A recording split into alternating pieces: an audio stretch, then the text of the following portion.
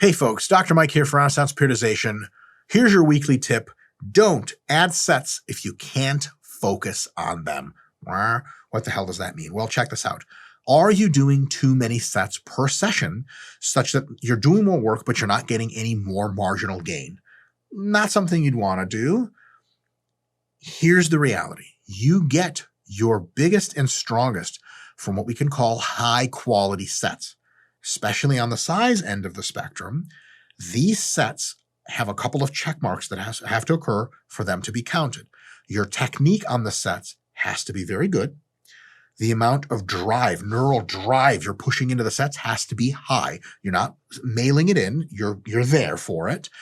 And ideally, the mind-muscle connection has to be high as well. So if you get off of a set of dips and someone's like, feel your lower pecs, you're like, bro, I feel it everywhere. And yes. Versus you get off of a set of dips and your training partner's like lower pecs, and you're like, I don't know. I just went up and down and maybe not even that much. I have no idea what's going on. The thing is, if you're just going through the motions, and this is of course a spectrum variable, the less technique you are sticking to, the less neural drive you're providing, the less mind-muscle connection that's occurring marginally, the less growth per set occurs. But fatigue still accumulates, and the more fatigue you have and less growth you have per sets, the more junky that volume is. Your first set versus your second set adds a lot of growth to that process. Your sixth set versus your fifth set, if you're sufficiently tired where your technique is not great, your neural drive is like, you're like, just get me the fuck out of here. Like, what is it? I have to do 10? I'll just do 10 and I'll leave. And your mind-muscle connections, whatever, because you're just trying to survive, that sixth set just doesn't give you a ton of growth, maybe not at all. And the amount of fatigue it gives you versus amount of growth is wildly off balance. It does nothing good for your programming. For many people, not all, there are certainly exceptions, and many of you will notify us in the comments, no less. More than 10 sets in a single muscle group per session, or in a single session for all muscle groups included, much more than 20 sets. Now, plenty of people can do 30, and that's totally cool. But for a lot of people, anything after 20 sets per session, especially at a high level, especially if they're struggling to bring up a muscle group or their whole body, is just so much that it tips over that rough area of what we call, for sure, junk volume, and there are better ways to train. So what are the better ways? Well, if you ever hit this point where in a workout, consistently over a few weeks, I do it anytime, I do over 8 sets of quads. The last 2 sets, 3 sets or 4 sets, but just nonsense, okay? I'm not even lifting a lot of weight. I'm so tired, I have no idea what the fuck I am. Technique blows, neural drive sucks, mind muscle, I don't even know where my quads are. If that's the case, you can add more sessions. Do not try to cram in more and more sets to one session.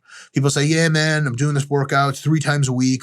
I'm an advanced lifter. Like, you're an advanced lifter. You work 3 times a week. How the fuck does that work? And they're like, well, I do 40 sets per session. Like, so the first 20 are good. What the fuck are the last 20? All right, fine. The third 10 sets, I believe they're still pretty good. You're telling me working set number 31, 32, 33, 34, etc. Those are good, high quality sets? Maybe, but probably not. So if you train 3 times a week and you're getting up to the point where you're like, dude, this is a ton of junk volume towards the end. I'm here at the gym for 3 hours at a time. Go to 4 times a week.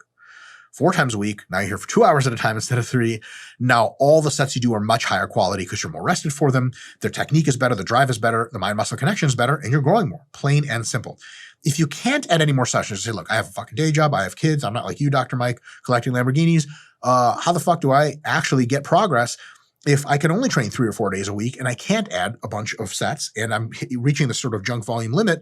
Well, here you can just try altering the priority focus. So for example, just an example, you can do upper body first, okay, in every single session, 3 days a week, upper body first for 2 months straight, maybe 2 whole mesocycles or 1 whole long mesocycle.